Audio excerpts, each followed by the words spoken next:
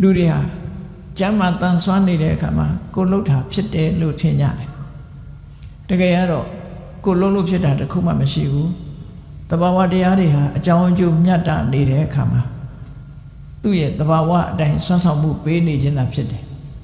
သဘာဝကဆွမ်းဆောင်မှုပေးနေတာကိုကိုလှုပ်တယ်လို့ထင်နေကြတယ်ပညာသင်တယ်ပညာတတ်တယ်ငါလှုပ်လို့ရတယ်စီဝါဥစ္စာရှာတယ်စီဝါဥစ္စာတွေဖြစ်တယ်ငါလှုပ်လို့ရအလုံးငါလှုပ်လို့ရတယ်ငါအလိုတိုင်းမဲ့အကုန်ဖြစ်တယ်လို့စိတ်ထဲမှာထင်တယ်စဉ်းစားကြည့်နောက်ဆုံးမှာကိုယ်ခန္ဓာကိုယ်ကြီးဟာလေဖြတ်သွားရင်ငါလှုပ်လို့မရဘူးဆိုတာအဲ့ကြတော့မှတွေ့ပြန်တယ်အကြောင်းအကျိုးမညီညွတ်လို့တစ်ခုဖြစ်သွားရင်ငါလှုပ်တိုင်းမရဘူးဆိုတာသဘောပေါက်လားအေးငါလှုပ်လို့ရတယ်လို့ထင်နေတာအတ္တတကယ်ကတော့သဘာဝတရားတွေအကြောင်းအကျိုးညီညွတ်နေတဲ့အခါမှာသွားနေတာကာရစီဆိုတာဆိုအင်ဂျင်ကလည်းကောင်းတယ်စီကလည်းကောင်းတယ်အလုံးဘိန်းတွေကလည်းကောင်းတယ်အဲ့ဒီအနေထားနဲ့ရှိနေတဲ့ကာကြည့်ပြီးတော့ငါမောင်းကျင်တဲ့နေရာမောင်းလို့ရတယ်လို့လူတိုင်းဟာအထင်ရောက်တာကြည့်ပဲကောသို့တော့အဲ့ဒီထဲကကရိယာတွေတစ်ခုချိုးယွင်းလာပြီဆိုရင်ကိုသွားခြင်းတဲ့နေရာသွားလို့မရတော့ဘိတ်ပေါက်ရင်လည်းသွားမရဘူးဝါယာကျိုးတစ်ချောင်းပြုတ်သွားရင်လည်းသွားလို့မရဘူးအဲ့ဒီလိုကိုယ့်ရဲ့အလိုတိုင်းမဖြစ်ဘူးဆိုတာဟာတခုချွင်းသွားတဲ့အခါကျတော့ပေါ်လာသို့တော့တမန်ပုထုဇဉ်ပုဂ္ဂိုလ်တွေဟာကိုယ့်အလိုတိုင်းအလုံးဖြစ်နေတယ်လို့ထင်နေတာဟာအနတ္တကိုအတ္တလို့အထင်မှားခြင်းအသိမှားခြင်းအမြင်မှားခြင်းပဲဖြစ်တယ်ဒါတွေမကဘူးလူတိုင်းဟာကြည့်ကိုမလှလှဖို့မလှလှအောင်ပြုပြင်ရေမိုးချိုးရှင်မွေးနန္ဒလိန်ချံအဝဇ္ဇကောင်းလေးတွေလှမှန်လေးတကြီးကြီးနဲ့ကိုလှတယ်လို့ပဲထင်ကိုလှတယ်လို့ထင်သို့တော့တည်တည်ချာချာလေးနဲ့စဉ်းစားကြည့်ကိုတောင်မတရိစရာကောင်းတယ်ရှင်မိုးမချိုးပဲနဲ့နေကြည့်ရှင်မိုးချိုးထားပြီးတောင်မှပဲခန္ဓာကိုယ်ကြီးတွေကထွက်တဲ့အရာတွေကိုကြည့်ပါးစပ်ကထွက်တာပဲဖြစ်ဖြစ်မျက်စိကထွက်တာပဲဖြစ်ဖြစ်နှာခေါင်းကထွက်တဲ့အရာပဲဖြစ်ဖြစ်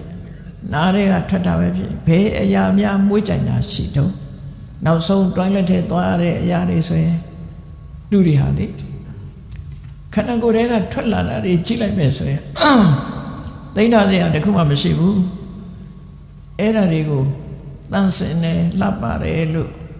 ထင်ထားတဲ့ခန္ဓာကိုယ်ကြီးတွေကထွက်ထားတာတွေဟာမတန့်စင်နဲ့မလှမပယွန်းစရာတွေကြီးပဲဖြစ်နေတယ်ဆိုတာထင်ရှား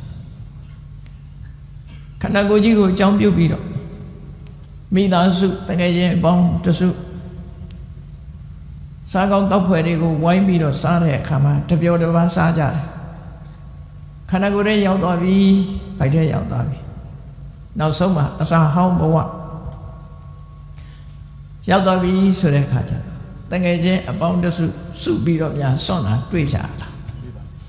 အဲ့ဒီကြတော့ဗာလုပ်တယ်တွိုင်းလက်ထဲဝင်ချက်ထိုးပြီးတော့တယောက်ထဲနှာခေါင်းပိတ်ပြီးတော့စွန့်အဲ့ဒါပဲအလားတော့ဆိုခန္ဓာကိုယ်ရဲ့လာတာပဲဒါတွေဟာအဲ့ဒီသဘောတွေကိုဆင်ခြင်စဉ်းစားကြည့်လိုက်မယ်ဆိုရင်ခန္ဓာကိုယ်ဆိုတာယွန်းစရာကောင်းတဲ့မတင့်တယ်တဲ့အတုပတာဖြစ်တယ်သို့တော့ကိုယ်ကနေစဉ်ဘဝမှာမတင့်တယ်တဲ့ခန္ဓာကိုယ်ကြီးကိုတင့်တယ်တယ်လို့စိတ်ထဲမှာထင်နေခြင်းဟာမှားယွင်းခြင်းပဲဖြစ်တယ်အမှန်မှားတယ်အတိမှားတယ်အယူမှားတယ်တကယ်အစစ်မှန်မဟုတ်တာလွဲချော်နေတယ်အဲ့တော့ဘုန်းကြီးတို့တွေမမြဲတာကိုမြဲတယ်လို့ထင်နေခြင်းဟာအမှန်မှားခြင်းအတိမှားခြင်းအယူမှားခြင်းပဲဖြစ်တယ်ဆင်းရဲတာကြီးကိုဒုက္ခလို့ထင်နေလို့ရှိရင်အမြင်မှားခြင်းအတိမှားခြင်းအယူမှားခြင်းပဲဖြစ်တယ်အမှန်မှားခြင်းအတိမှားခြင်းအယူမှားခြင်းပဲဖြစ်တယ်ကိုမလုံနိုင်တဲ့အရာကြီးကိုကိုယ်လိုတိုင်းမဖြစ်တဲ့အရာကြီးကိုကိုယ်လိုတိုင်းဖြစ်တယ်လို့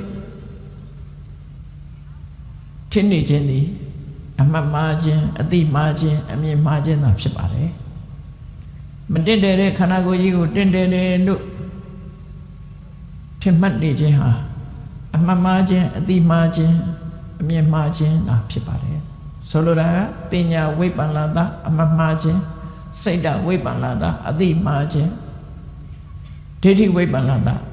အမြင်မှားခြင်းသို့မဟုတ်အယူမှားခြင်းတန်တရားထဲမှာဒီလိုအမှားအယွင်းနေနဲ့လူတွေဟာနေ့စဉ်ဘဝမှာတည်ကြ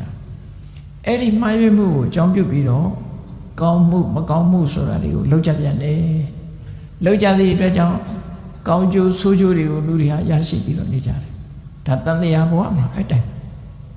ကောင်းကျိုးဆိုးကျိုးတွေကိုရရှိခံစားကြရတယ်ကောင်းကျိုးရတဲ့အခါလေးမှာစိတ်ချမ်းသာကိုယ်ချမ်းသာနဲ့ပျော်ရွှင်ကြဆိုးကျိုးရတဲ့အခါမှာကျတော့စိတ်နှလုံးမသားမယာနဲ့ကြိတ်မိတ်ခံကြကြအဲ့ဒီလိုဘုံဘဝတစ်ခုမှာအမှားယွင်းနေနဲ့အမှန်မသိပဲနဲ့လူရဲ့ဘဝမှာဖြတ်တန်းနေကြတာပဲဖြစ်တယ်ဒါကိုစာပေကျမ်းဂန်မှာဗာဒီပြောတော့ဆိုအနိစေနေသတင်ကြီးနောဒုက္ခေသဒုက္ခတင်ကြီးနောမမြဲတဲ့ခန္ဓာ၅ပါးကိုမြဲတယ်လို့အမှတ်မှားတယ်ဆင်းရဲတဲ့ခန္ဓာကြီးကိုချမ်းသာတယ်လို့အမှတ်မှားတယ်အနတ္တနိသအတ္တတိကိုယ်လိုတိုင်းမဖြစ်တဲ့ခန္ဓာကြီးကိုကိုယ်လိုတိုင်းဖြစ်တယ်လို့အမှတ်မှားတယ်အတုပေသူဘတင်ကြီးနောမတက်တဲ့ခန္ဓာကိုယ်ကြီးကိုတင့်တယ်တယ်လို့အမှတ်မှားတယ်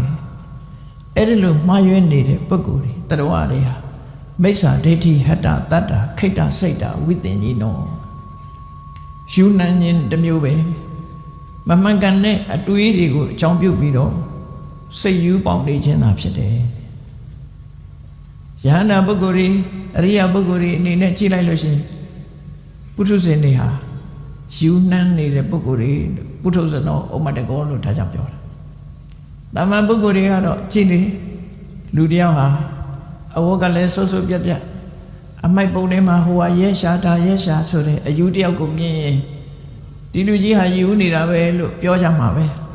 နော်ကိုလည်းအဲ့ဒီပုံစံဖြစ်နေအဲ့ဒီဟာသူတော်စင်တွေကကြည့်မယ်ဆိုရင်အမိုက်ပုံကြီးထဲမှာရဲရှာနေတာနဲ့တူနေတယ်ကာမဂုဏ်အာယုန်ဒီပေါ်မှာ